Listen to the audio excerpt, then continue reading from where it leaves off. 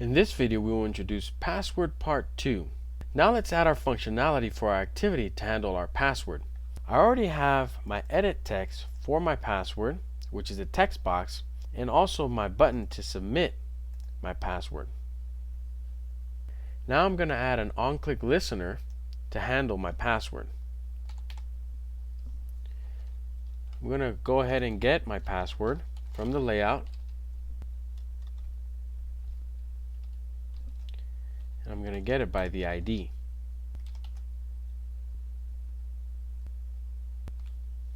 So now I have my password. I'm also going to get my button to submit. And I'm going to cast it to a button. And I already have it here available.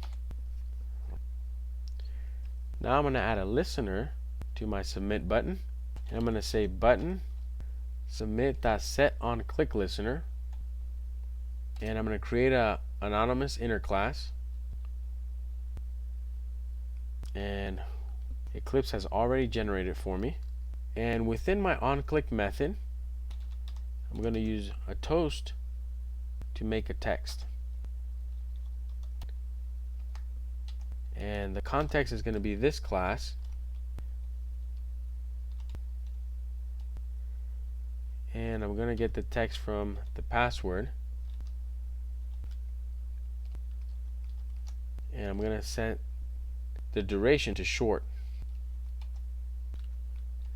And finally, I'm going to call the show method to show the toast. So now I have my password set up with the listener on the submit button. Now let's demonstrate our functionality. Remember that I already have my emulator and my app installed on the emulator. If you want to run your application, just right click on your project, select Run As, and select Android Application. So here I have my emulator up and running, and I also have my password. And when I click Submit, it shows what I entered in.